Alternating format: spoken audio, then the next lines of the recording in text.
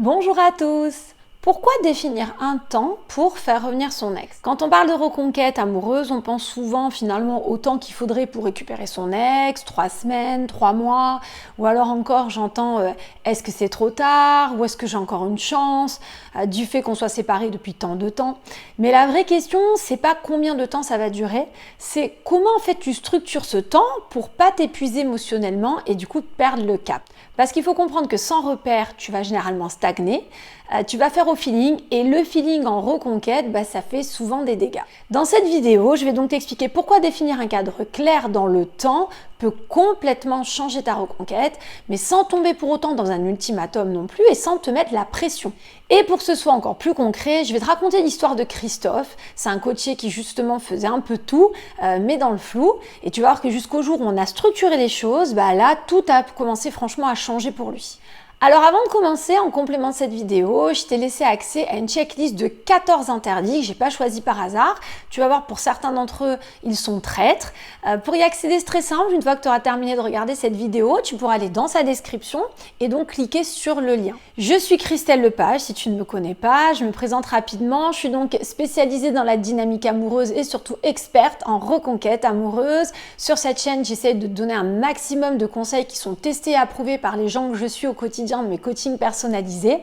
Donc je suis là vraiment pour optimiser tes chances d'amener ton ex à te donner une autre chance pour sauver ta relation. C'est pour ça que si ce n'est pas déjà fait, je t'invite fortement à t'abonner à la chaîne, elle te sera forcément utile, et aussi à cliquer sur la petite cloche des notifications, très pratique pour être averti en fait à chaque nouvelle sortie de vidéo, et ça te permet de ne louper aucun contenu à venir. Alors quand on parle de timing dans une reconquête amoureuse, comme je t'expliquais, on pense surtout finalement à combien de temps, en combien de temps je peux réussir à faire revenir mon ex. C'est ce que j'entends, c'est ce qu'on me pose le plus comme question. On va me demander aussi souvent au bout de combien de temps tu penses que je peux estimer que c'est fichu, ou encore quand est-ce que toi tu trouves, Christelle, qu'une reconquête est trop longue. Mais en fait, c'est pas forcément les vrais et seuls sujets.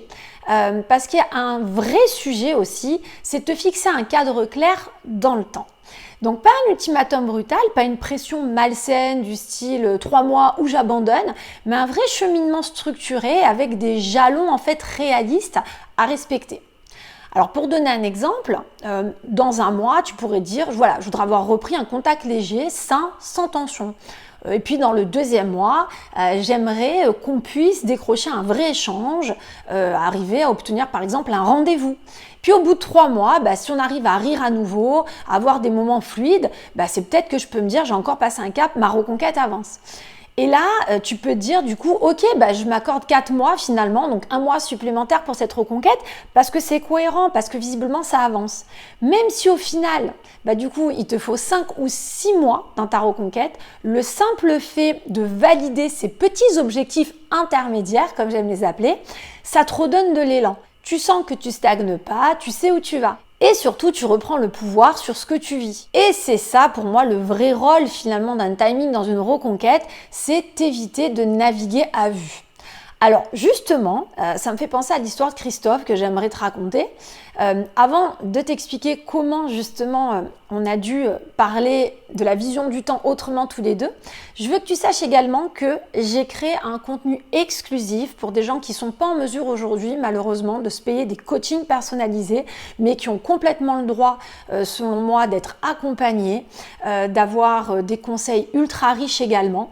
Donc c'est une plateforme sur laquelle j'ai mis des podcasts qui sont assez profonds, où j'ai mis de la vidéo exclusive que tu ne pourras pas retrouver sur cette chaîne YouTube, où dedans il y a même des exercices pratiques si tu as envie de travailler sur tes émotions pour éviter justement de saboter ta reconquête, où tu vas apprendre à communiquer avec ton ex, savoir comment reprendre des contacts, comment faire pour rassurer aussi ton ex d'une certaine façon. Bref, tu vas voir, c'est une mine d'or d'informations que j'ai mis à ta disposition en fait. C'est un contenu avec un accompagnement, tu verras. Donc si voilà, une fois que tu as terminé cette vidéo, tu penses que tu en as besoin, que toi aussi tu as envie d'être épaulé continuellement, n'hésite pas, je t'ai laissé le lien dans la description, suffit de cliquer dessus pour voir de quoi il s'agit. Alors pour revenir à mon petit Christophe, je vais t'expliquer un petit peu, te situer le décor. Donc il avait 41 ans, il sort d'une relation de 3 ans, en couple avec Anna, 39 ans, donc pas de différence d'âge. Ils n'habitaient pas ensemble pendant la relation et ils n'avaient pas d'enfants non plus en commun. Quand il m'appelle, ça fait 3 semaines qu'ils sont séparés. Donc à ce stade, il faut savoir que les motifs de rupture, Anna estimait qu'elle se sentait seule dans la relation, qu'il n'était pas assez investi. Elle avait le sentiment finalement d'être seule à porter la relation, qu'il n'avait pas assez d'esprit initiative, on va le dire comme ça, pour eux deux. Donc pour te faire un état des lieux, quand Christophe m'appelle, il a réussi donc tout seul à déjà la recontacter. Ils ont réussi à parler au téléphone plutôt calmement, mais Anna finit vraiment toujours par lui dire clairement, écoutez, c'est trop tard, j'y crois plus, voilà, des changements il n'y en aura pas, comme t'étais, tu resteras, c'est parce que là je t'ai dit que je te quittais, voilà, aujourd'hui t'es en mesure de me dire que tu voudrais t'investir davantage. Bref, c'est un flop, il réussit pas du coup à la convaincre, on va le dire comme ça. Donc là, lui va me dire, écoute, je comprends pas Christelle, j'ai repris contact, j'ai franchement essayé de faire au mieux, mais j'ai l'impression qu'il n'y a rien qui marche. Et en fait, le problème avec Christophe quand on débrief, c'est qu'il faisait plein de choses, mais sans aucun cap. Il alternait entre les messages un peu... on va dire complices, mais en même temps, il va alterner avec des grands moments de silence, des prises de distance, puis après, il repart dans de la relance. Bref, en fait, il espérait quelque chose. C'était que tout se fasse un peu naturellement, quoi. Que ça finisse par faire un effet. Sauf que, pour moi, c'était un flou.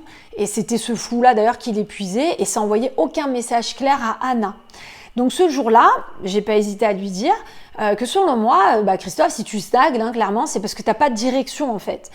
Du coup, émotionnellement, tu tiens pas non plus. Parce que j'avais quelqu'un qui arrêtait pas de me dire j'ai envie de tout envoyer bouler, il y a des jours j'ai envie d'y croire, puis il y a d'autres jours je me dis que là, franchement, on va arriver à un mois, c'est déjà trop long, il y a rien qui bouge. Et donc j'expliquais, en plus tu retardes ta reconquête parce que tu me fais des boulettes et du coup ta reconquête elle avance un peu, mais après en effet elle recule. Bref, ça part dans tous les sens. Et là, du coup, on a posé un timing, le timing donc, que j'explique dans cette vidéo qu'il faut que tu ressentes et que tu comprennes et que tu appliques. Donc, ce n'est pas un timing de résultat, c'est un timing d'étape.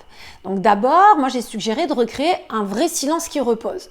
Donc là, c'était de reprendre un peu de distance, je me rappelle, sur à peu près une semaine, où il s'est mis en retrait, et où ensuite, on est retourné prendre un contact, parce que le but, c'est sûrement pas de rentrer en silence radio, mais où on a expliqué, voilà, salut Anna, voilà, j'ai pris ces derniers temps un peu de chance, t'as dû t'en rendre compte, c'était pas contre toi, mais j'ai eu besoin de me centrer sur certaines choses, et j'ai eu pas mal de choses à régler de mon côté. Et donc là, on a repris des nouvelles de manière bienveillante. En fait, on a coupé le rythme pour relancer un rythme. Ensuite, moi j'avais demandé dans l'étape suivante de prévoir une vraie reprise de contact avec une intention claire. Donc en l'occurrence là, il fallait qu'on commence à avoir une dynamique plus homogène, qu'elle soit en mesure de nous répondre, mais aussi de prendre des nouvelles. Donc là on était passé, je ne sais plus exactement, mais par au moins 3 semaines de travail. Donc, il avait sa régularité, mais on attendait aussi des fois qu'elle puisse reprendre des nouvelles. Bref, on a fait un peu un effet de ping-pong, c'est ce qu'on attendait. Et puis après, forcément, pour moi, il y avait un autre objectif. Il allait falloir réussir à passer un autre cap qui était d'obtenir un rendez-vous, d'arriver à passer du temps avec elle sans lui vendre l'idée de reparler de sujets compliqués, mais en tout cas qu'elle accepte qu'on repasse un petit peu de temps avec elle. Et puis surtout, on avait établi du coup tous les deux qu'à partir de là, je voulais plus qu'ils travaillent qu'à l'instinct, mais à partir vraiment de ce cadre qu'on venait de penser tous les deux. Le résultat, il s'est pas laissé attendre. Christophe, il a arrêté de courir dans tous les sens. Du coup, il a repris confiance. J'avais quelqu'un en coaching qui était quand même moins fatigué, qui était plus linéaire dans ses émotions. Forcément, il attendait d'atteindre des objectifs pour qu'on fasse le point, qu'on voit du coup si on validait les étapes. Forcément, du coup, il a mieux géré ses émotions. Et du coup, ses impulsivités, du coup, m'a évité toutes les boulettes. Donc, on avait un travail qui était quand même beaucoup plus productif d'approche vis-à-vis d'Anna. Et de son côté logique, Anna a commencé du coup à relâcher un peu sa méfiance, on a passé les caps, elle s'est davantage ouverte, et on a réussi à avoir le rendez-vous pour arriver vraiment à recréer une complicité encore différente au-delà des textos et des appels téléphoniques. Et donc, le résultat, c'est qu'au bout de 4 mois et 1 semaine, après leur rupture, ils se sont remis ensemble. Donc, dans cette vidéo, l'idée, c'était pas de te raconter tout le parcours de Christophe, mais c'est de te montrer ce que ça montre. C'est qu'en fait, dans une reconquête, c'est pas l'intensité qui compte, mais c'est la cohérence dans le temps, d'une certaine façon. Un timing bien pensé, c'est ce qui te permet de garder le cap et du coup de rester solide aussi. Et aussi, surtout, de faire ressentir à ton ex qu'il y a une évolution fluide et progressive.